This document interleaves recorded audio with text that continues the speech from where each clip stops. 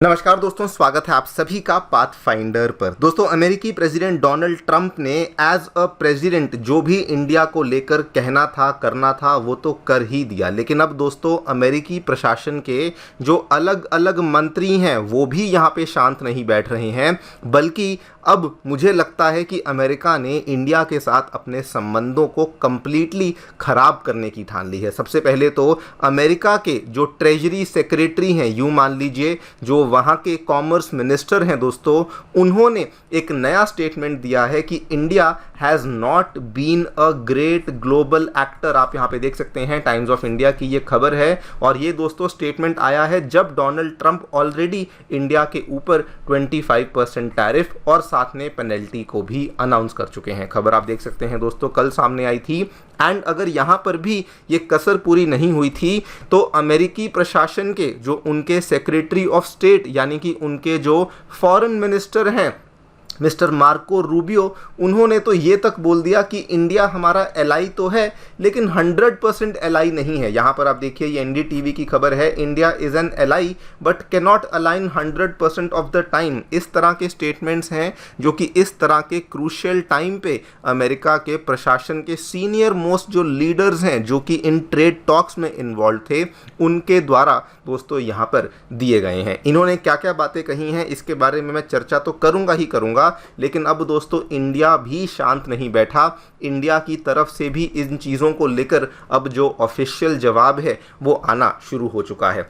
सबसे पहले तो हमारी एक्सटर्नल अफेयर्स मिनिस्ट्री के द्वारा प्रेस कॉन्फ्रेंस को आयोजित किया गया, जिसमें कि हमारे जो MEA के प्रवक्ता हैं रणधीर जायसवाल, उन्होंने साफ साफ बोल दिया कि देखिए, अमेरिका को जो बोलना है, जो करना है वो कर सकता है, लेकिन रशिया पहले भी हमारा दोस्त था, आज भी रशिया हमारा दोस्त है। उन्होंने बहुत ही डिप्लोमेटिकली जवाब दिया, कहते हुए कि रशिया के साथ जो हमारे संबंध हैं वो टाइम टेस्टेड हैं और रशिया हिस्टोरिकली ही इंडिया का एक बहुत अच्छा मित्र रहा है। बल्कि उन्होंने तो ये भी बोल दिया कि पेनल्टी से हमें कोई भी फ़र्क नहीं पड़ता। हालांकि इनसे इस चीज़ को लेके भी सवाल पूछा गया कि क्या अब इंडिया रशिया से कच्चे तेल का आयात बरकरार रखेगा। उस चीज़ को लेकर भी इन्होंने जवाब दे दिया है, जो कि मैं आगे जाकर के वीडियो में डिस्कस करूंगा। एंड दोस्तों, at the same time parliament में जो सेशंस चल रहे हैं वहां पर जिस तरीके से इनके कॉमर्स मिनिस्टर ने स्टेटमेंट दिया है, हमारे भी commerce minister mister Piyush Goyal ji के द्वारा जो डोनाल्ड ट्रंप ने डेड इकोनॉमी को लेकर जो बयान दिया था, उसको लेकर उन्होंने भी यहां पर एक काउंटर स्टेटमेंट दे दिया है। वो भी क्या है, चर्चा में लाया जाएगा। लेकिन एक और दोस्तों बहुत इंटरेस्टिंग चीज़ यहाँ देखने को मिली।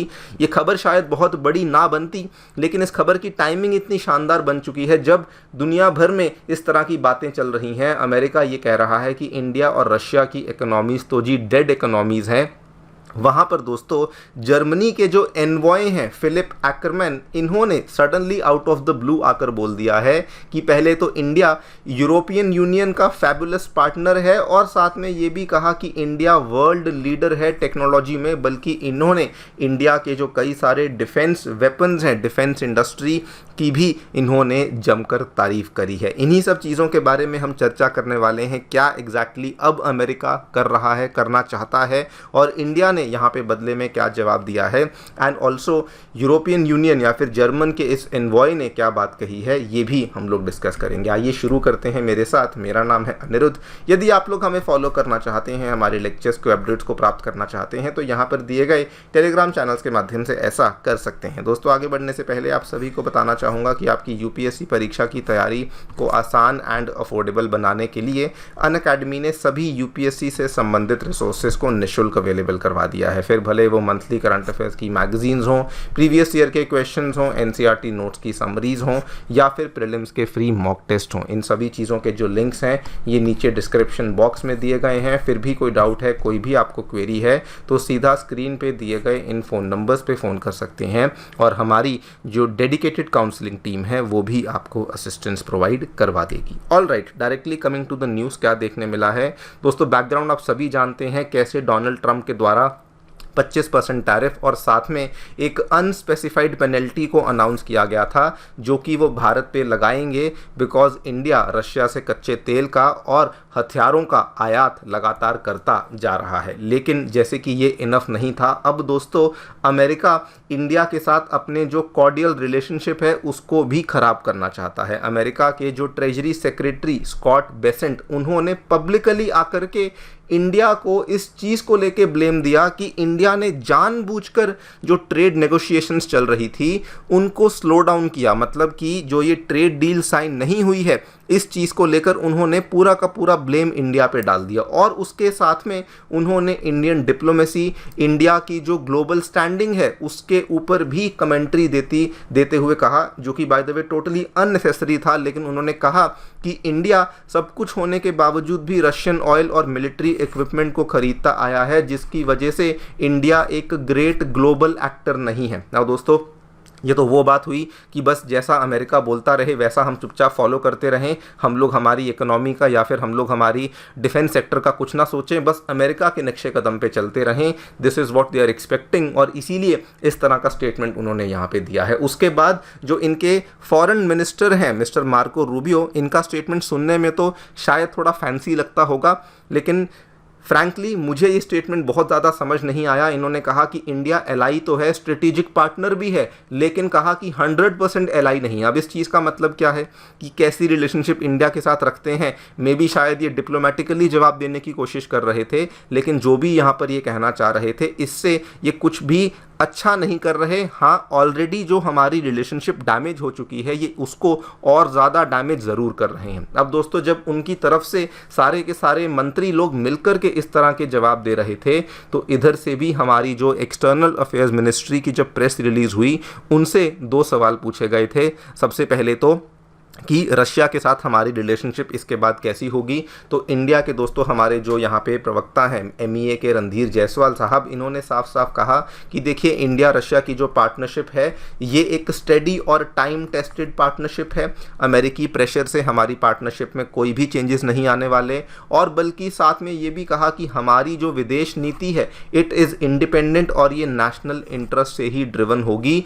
साफ साफ मेंशन करते हुए कि स्पेशली रिगार्डिंग एनर्जी सिक्योरिटी और डिफेंस कॉपरेशन, तो हम लोग डेफिनेटली नेशनल इंटरेस्ट के हिसाब से ही हम लोग इसको चलाएंगे, किसी और के कहने पर हम लोग यहाँ पर कुछ नहीं करने वाले। और इनसे जब सैंक्शंस को लेकर सवाल पूछा गया, इन्होंने बहुत ही आराम से बोल दिया कि देखिए हमने उसका नोट ले लिया है, और हम लोग ये भी आपको बता दें कि ये बात इन्होंने बोली, हम लोग ये भी आपको बता दें कि इंडिया पिछले 3 सालों में रशिया से भारी मात्रा में ऑयल को खरीदता आया है।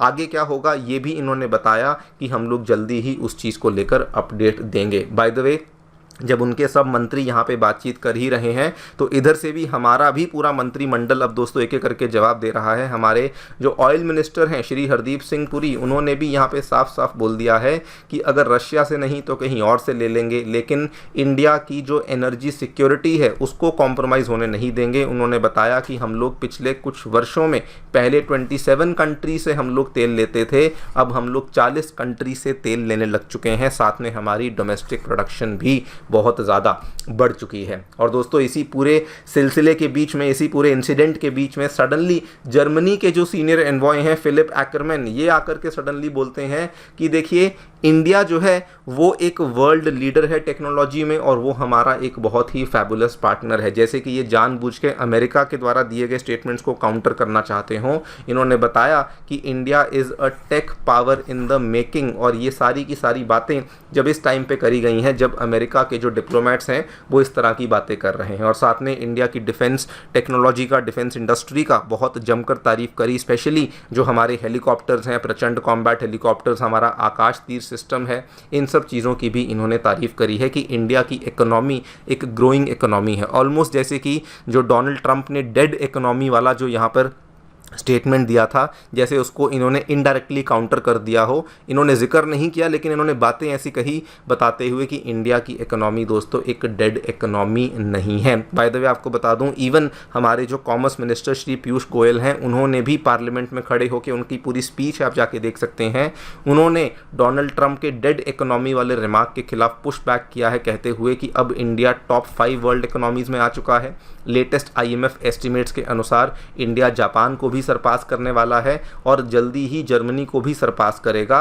और उसके बाद तीसरी लार्जेस्ट इकोनॉमी बनेगा। साथ में इन्होंने कहा कि आज की डेट में इमर्जिंग इकोनॉमीज़ के सेक्टर में इंडिया जो है वो सबसे ज़्यादा फास्टेस्ट ग्रोइंग इकोनॉमी है। तो ऑब्वियसली डोनाल्ड ट्रंप के द्वारा जो दिए गए बयान और जो दिए गए कमेंट्स हैं वो यहाँ पे बिल्कुल भी किसी प्रकार का वेट नहीं रखते हैं। देखते हैं दोस्तों क्या होता है, लेकिन ये देखकर काफ़ी अच्छा लग रहा है कि इस पूरी चीज़ में अब पूरा का पूरा इंडिया दोस्तों यूनाइट हो चुका है। हमारे सब जो सीनियर नेता हैं, इवन तक कि सोशल मीडिया पर भी डोनाल्ड ट्रंप और अमेरिकी एडमिनिस्ट्रेशन की कड़ी निंदा हो रही है। आप लोग जो भी सोचते हैं हमें डेफिनेटली बताएं कमेंट सेक्शन में। फिलहाल के लिए वीडियो में इतना ही। Thank you so much for listening. Stay tuned and